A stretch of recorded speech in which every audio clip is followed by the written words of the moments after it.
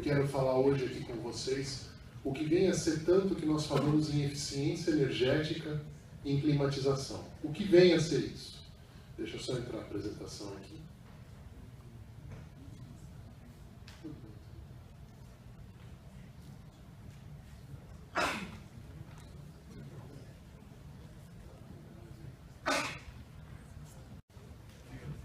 Primeiro, oportunidades de eficiência energética em um sistema de condicionamento de ar.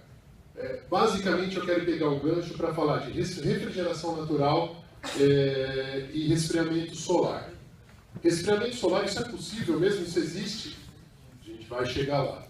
Um breve relato, sou mestre pela Poli, sou professor dessa casa há 6 anos, e hoje trabalho como consultor técnico na GIZ e na HP. Antes de a gente falar qualquer coisa em ar-condicionado, lindo, bonito, liga, desliga, automatiza, conceitos básicos, gente. Termodinâmica, transferência de calor e psicrometria. Vocês têm que saber isso para trabalhar com sistemas de ar-condicionado. Não tem como trabalhar com ar-condicionado sem saber isso. Embora 90% do mercado trabalhe sem saber disso. Mas vocês são engenheiros se formando agora. Então, não esqueçam nunca disso. Climatização é um processo de fazer com que o meio ambiente permaneça numa faixa de temperatura simpática aos organismos biológicos que você quer preservar. No caso, muitas vezes, esses organismos biológicos são vocês mesmos. Tudo bem. O conceito básico para a gente falar qualquer coisa em mudança de temperatura, em mudança de energia, o que é temperatura? Temperatura é energia cinética intramolecular de cada molécula. Então, a partir do momento que algo ganha temperatura, eu tenho maior energia cinética. Quando algo perde temperatura, eu perco essa energia cinética intramolecular. A transferência de calor é simplesmente a transferência de energia entre um gradiente de temperatura. Basicamente isso, gente. Você não consegue fazer nada que viole a primeira lei da termodinâmica, que é calor menos trabalho é variação de energia interna. Tudo que é falado em ciências térmicas tem isso como premissa. Primeira lei da termodinâmica. E também a segunda lei da termodinâmica. É impossível a construção de dispositivo que, por si só, e sem intervenção do meio exterior, consiga transformar integralmente trabalho em calor de uma fonte dada uma temperatura uniforme. O que é isso, gente? São sistemas de refrigeração. Você não consegue ter uma máquina mais perfeita que a máquina de Carnot. Lembram-se disso no 6º semestre de engenharia, das noites mal dormidas, segunda lei da termodinâmica.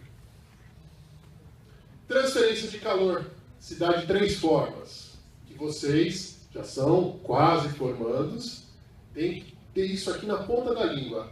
Condução, que é moléculas vizinhas, gradiente de temperatura. Lembra que a temperatura é a agitação de moléculas? Uma molécula começa a bater na outra, começa a agitar do lado, e nisso você tem a condução, a transferência de calor, a transferência de temperatura. Convecção, entra velocidade e densidade na jogada. Quando falarmos em ar-condicionado, estaremos basicamente falando de convecção. E radiação, esse fenômeno ocorre, como o professor Douglas já falou aqui, quando a temperatura não nula. Diferença de temperatura e por ondas eletromagnéticas. Então vamos lá, gente. Agora, dados os conceitos iniciais, que todos vocês já sabiam, mas a gente só fala só por uma questão de formalidade. Com o aumento da necessidade do conforto térmico, você aumenta o desempenho das pessoas. Existe um estudo da ASHRAE que você aumenta em 6% o desempenho escolar das pessoas climatizando o ambiente. 6%. Ou seja, de todo o período que você passa na escola, se você passasse o ambiente climatizado, provavelmente você precisaria de menos 1 ano. Em alguns casos, a climatização ela tem que estar associada a riscos biológicos e a melhoria de desempenho de equipamentos. É o caso do data center, hospital, coisas do tipo. Por causa da climatização, hoje nós temos a ocupação de regiões mais quentes. Ou vocês nunca ouviram falar numa cidade chamada Dubai. Se não fosse a climatização, lá seria um lugar inóspito, inabitável. De outro lugar chamado Texas, seria também inóspito. E de um lugar chamado Teresina, que é inóspito, mas também tudo bem. Segundo o cientista Miguel Sivak, haverá nos próximos 8 anos o crescimento de 88% de áreas climatizadas. Ou seja, nos próximos 8 anos nós vamos quase dobrar a quantidade de área climatizada. Só que tem um probleminha quando eu falo em ar-condicionado e climatização. Um probleminha sério.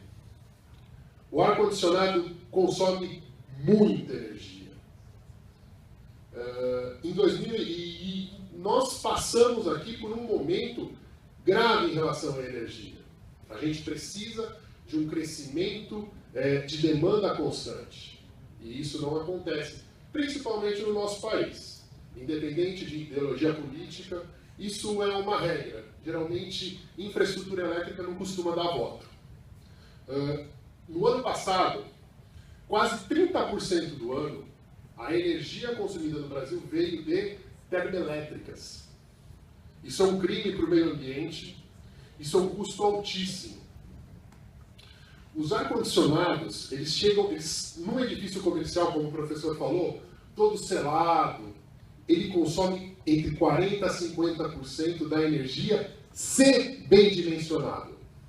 Alguns de vocês devem conhecer alguns lugares que não são tão bem dimensionados assim.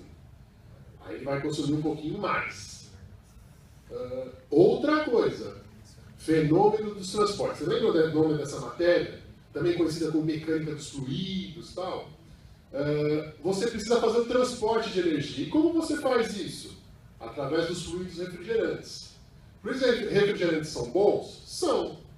Só que tem um probleminha ali. Quando eles vazam, eles causam problema, ou para as pessoas ou para a camada de ozônio. E hoje nós temos o esgotamento de uma série de fontes naturais. Ou alguém conhece algum rio, hoje no Brasil, legal para a gente fazer hidrelétrica, que não tem algum projeto de alguma hidrelétrica? Lembrando, Belo Monte vai inaugurar, né? De quando é o projeto? 77. Quais são as alternativas hoje que o mundo está estudando? Solar, a refrigeração natural que ajuda e a cogeração. Basicamente, gente, como funciona um ciclo de refrigeração? Comprime evaporador. Aqui embaixo do evaporador está o que eu quero refrigerar. Exemplo, os fancóios que refrigeram essa sala são, entre aspas, um evaporador. Eu tenho circulando aqui dentro um fluido refrigerante.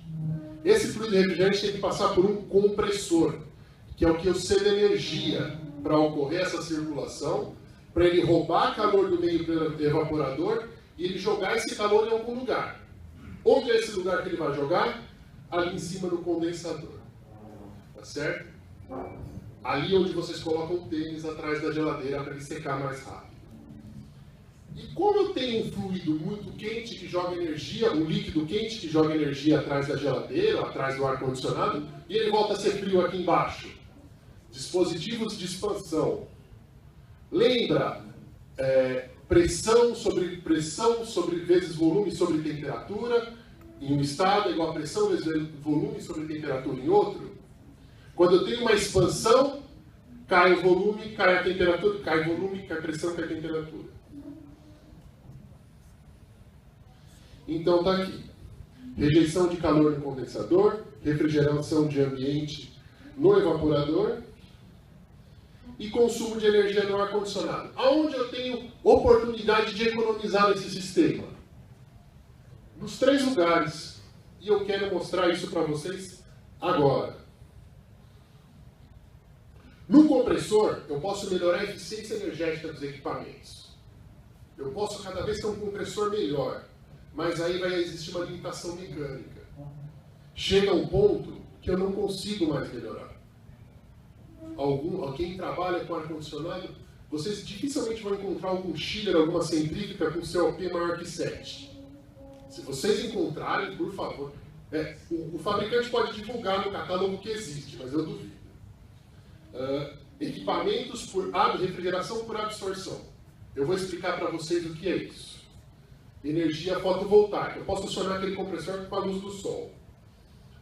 Na refrigeração do ambiente. Como eu melhoro a refrigeração do ambiente? Fazendo um projeto decente ou reduzindo a carga do ambiente, através de mecanismos de resfriamento natural, popular free cooling, e de rodas entálpicas também, que funciona basicamente da mesma forma. A rejeição de calor. Como que eu posso melhorar a rejeição de calor? Aproveitando aquela energia. Aquele calor que está saindo do condensador está indo para o meio ambiente. Por que eu não uso aquele calor também? Se eu tenho um sistema, por exemplo, que eu preciso aquecer água. Então, vamos começar pelo primeiro passo, o compressor. Esse aqui é um ciclo por absorção. Poucos de vocês tiveram a oportunidade de conhecê-los na graduação. O que acontece? O que ele tem de diferente? Ali, ó, do seu lado, desculpa, eu tenho problema com esquerda e direita. Do meu lado direito, deveria haver um compressor, não existe mais. Eu tenho todo um sistema absorvedor, gerador e algumas válvulas ali que vão fazer o papel do compressor, consumindo menos energia. Como que funciona isso? Eu vou colocar calor... Geralmente ele vai trabalhar com misturas de ou amônia água ou lítio bromo e água. A mistura vai circular aqui. Se for amônia, a água vai estar esperando ali no absorvedor o vapor de amônia. A hora que a amônia entra em contato com a água, eles formam uma mistura só. E eles vão subir por aquela bomba. Lembrando, bomba consome muito menos do que um compressor. É muito mais fácil bombear líquido do que bombear vapor.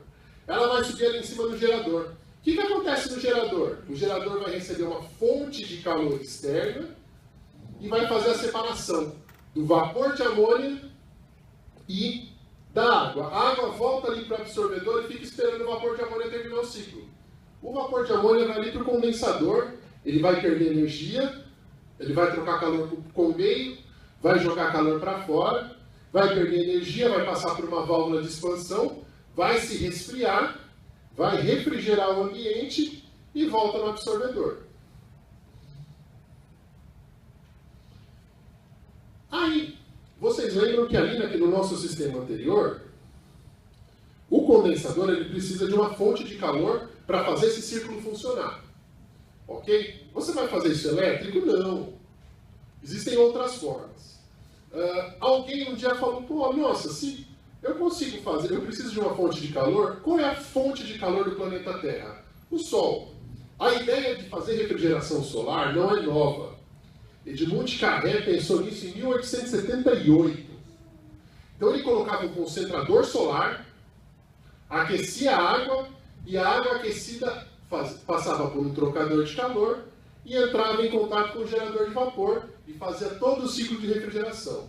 Isso, gente, em 1878.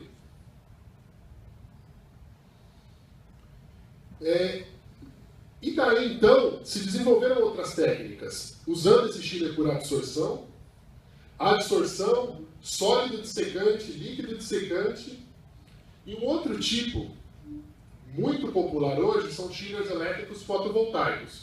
Hoje, a indústria de fotovoltaicos está cada vez mais melhorando a eficiência das placas. E o último, chamado jato de vapor. Fazendo uma tabela rápida, você chega aqui, você tem todos esses chillers apresentados, todos esses tipos de refrigeração apresentados, você tem dois atrativos, que é esse de absorção com o sol e também o fotovoltaico. Como funciona o fotovoltaico? O fotovoltaico funciona igual aquele primeiro sistema. Ele recebe luz solar, transforma em energia elétrica e aciona um motor. E vai fazer todo aquele ciclo através de luz elétrica solar. Qual que é o grande problema do chiller fotovoltaico? O chiller fotovoltaico ele vai depender da eficiência das placas fotovoltaicas.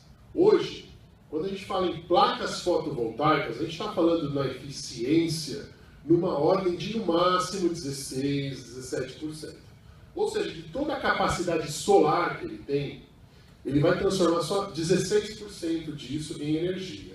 Ele vai entregar isso para um chiller com uma eficiência melhor, com um coeficiente de performance melhor. Mas ele tem uma capacidade menor de absorver energia do sol. Então, para esse cara funcionar, geralmente, ou eu tenho que ter um banco de baterias, ou eu tenho que integrar ele à rede. E para isso existem algumas regras regulamentadas pela ANEEL para eu fazer isso. E ele só funciona numa faixa entre 800 e 1.200 watts por metro quadrado. Isso aí dá mais ou menos um sol entre 10 da manhã e 4, 5 da tarde, no máximo. Há um tempo atrás eu fiz um trabalhinho e eu fiz um cálculo, o cálculo de todas as perdas utilizando uma placa de silício amorfo, só que isso, gente, isso aqui já tem uns 2 anos. Eu tenho placas de silício amorfo com eficiência menor que 10%. Eu tinha da energia captada, eu consigo entregar para o chiller 8%. Agora, em contraposição a isso, é o chiller de absorção solar. Como que ele vai funcionar? Olhando ali para cima, não ficou legal, que ficou atrás do título, eu tenho ali um sistema de coletores solar. Desculpa, gente. Ele vai captar a energia do sol, vai aquecer a água, e essa água vai entrar em contato com o gerador de vapor. No gerador de vapor, ele vai fazer aquela separação de misturas que nós falamos. Ou água-amônia, ou lítio-bromo-água. Quando for lítio-bromo-água, quem faz o ciclo é a água. Quando for água-amônia, quem faz o ciclo é a amônia. A amônia ela é bem mais atrativa. A amônia ela tem excelentes propriedades termodinâmicas, ela tem excelentes propriedades entálpicas, ela consegue atingir bons níveis de frio. Ela tem só um inconveniente. Se ela vazar, ela mata. Mas pelo menos não faz mal para a camada atmosférica. E como freon 2. Então, viva a amônia. Então, esse é o ciclo de refrigeração por absorção solar. Aqui está mais ou menos esquematizado como ele funciona. No caso de um chiller, tá certo? Eu vou ter o coletor solar, ele vai ter um reservatório térmico. Por que, professor, reservatório térmico? O coletor solar ele consegue absorver 85% da água, da energia solar disponível. Só que tem um problema. Ele também tem uma hora de limitação. Então, o que eu faço? Eu armazeno uma grande quantidade de água e deixo lá estocada para fazer essa utilização desse chiller durante todo o dia. E aqui você vai ter uma torre de resfriamento, geralmente uma torre de resfriamento maior que a convencional, para fazer todo esse ciclo. Ok? Basicamente, quando a gente fala em refrigeração solar, esse trabalho, gente, é do ano passado, então atualizadíssimo, de 2 professores de um grupo de pesquisa da Espanha com um grupo de pesquisa da Romênia. Hoje, absorção, se você colocar placas de absorção, tubo a vácuo, eu chego num COP de 0,7. É o que geralmente a gente estuda no Brasil, é o que eu estou estudando no meu doutorado. Discos parabólicos, eu consigo uma absorção de duplo efeito. Meu COP já melhora para 1,4. Torre central e heliostático, eu consigo 2. Qual é a diferença entre essas tecnologias? Custo. O primeiro, ele tem um custo muito acessível. Placas planas e tubo a vácuo é um custo muito acessível. Já o último, torre central e heliostatos, vocês vão ver em grandes instalações. Então, talvez vocês consigam ver isso aqui no distrital cooling. Aspas. Fora do Brasil é muito comum condomínios inteiros serem refrigerados por um único chiller. Dá-se a isso o nome de distrital cooling. Então, fazendo um tubo a vácuo, ele chega a 85% da energia absorvida. A hora que você faz o parabólico, vocês já viram algumas vezes, o Fresnel linear é um pouquinho mais difícil, vocês veem alguns filmes, E esse último aqui é aquela torre central, pessoal da China fazendo mais painéis fotovoltaicos, desenvolvendo isso. Então, isso aqui tem que ser revisto constantemente. Então, eu cheguei à época que a absorção solar, ele dá para a mesma área de captação solar, ele é 1,5 vezes melhor que o chiller fotovoltaico. Um outro ponto também, que nesse caso a gente precisa notar, é que ambos você precisa reservar energia. No solar fotovoltaico é fácil. Eu consigo reservar energia, é fácil, é mais fácil que no outro. Eu reservo energia através de reservatórios. No fotovoltaico, eu reservo energia através de banco de baterias. Ok? Resfriamento natural. A segunda parte do nosso estudo é onde eu posso melhorar a eficiência do meu sistema. Aqui eu vou pensar no evaporador e também no compressor. Resfriamento natural. O que vem a ser o resfriamento natural? O popular free cooling.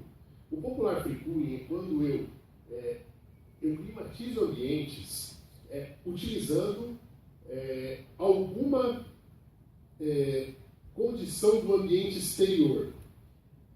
E o ambiente exterior ele pode ser suficientemente adequado para climatizar o meu ambiente interior.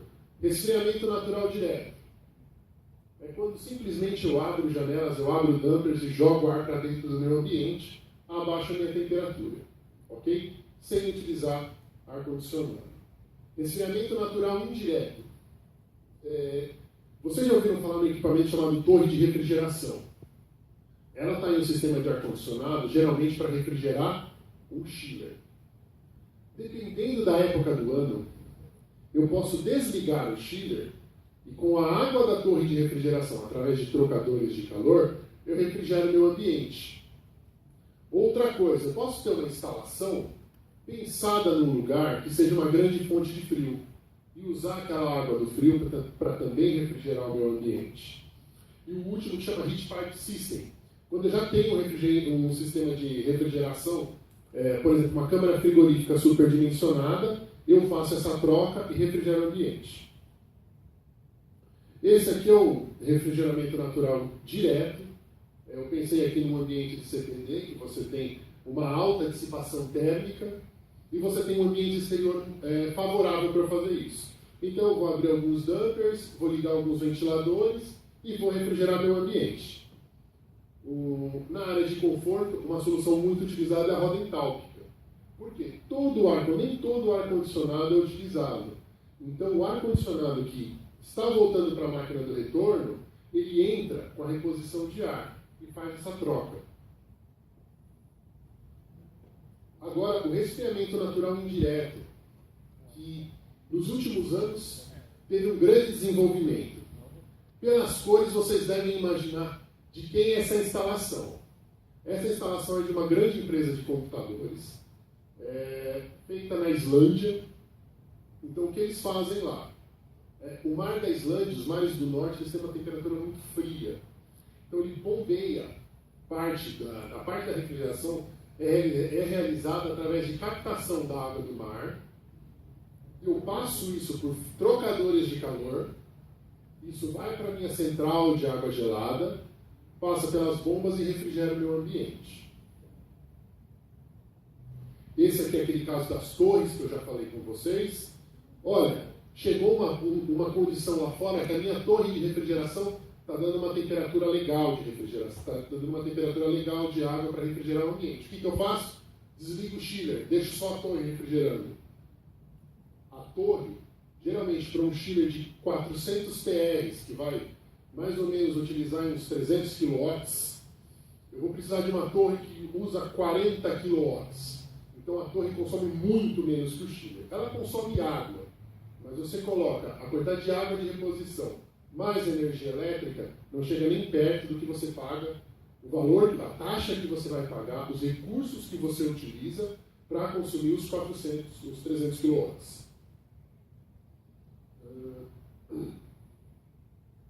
Um O último slide aqui coloquei como redução de carga e resfriamento natural, não. Aqui iria ser a reaproveitamento de energia. Onde que eu posso reaproveitar a energia? Aquela energia térmica que está sendo jogada para fora. Lembra lá do primeiro slide? Lembra do condensador? Ele joga uma energia térmica absurda para fora. Ele joga a energia térmica que você utilizou para refrigerar o ambiente. Lembra? Quando o ambiente está quente, as moléculas... E ainda, utilizar um compressor para fazer aquilo movimentar. Então, estão em algum lugar, não só as energias utilizadas para frear a molécula, mas também as energias utilizadas pelo compressor, a energia utilizada pelo compressor. E isso precisa ser dissipado, isso precisa ser jogado para fora. Refrigerações temos ciclos fechados. Isso precisa terminar em algum lugar. Aonde normalmente termina isso? Meio ambiente. De forma líquida, você pega e joga para fora. Olha essa bela instalação que nós temos aqui. A foto não ficou muito legal. Mas olha a quantidade de condensadoras que tem aí fora.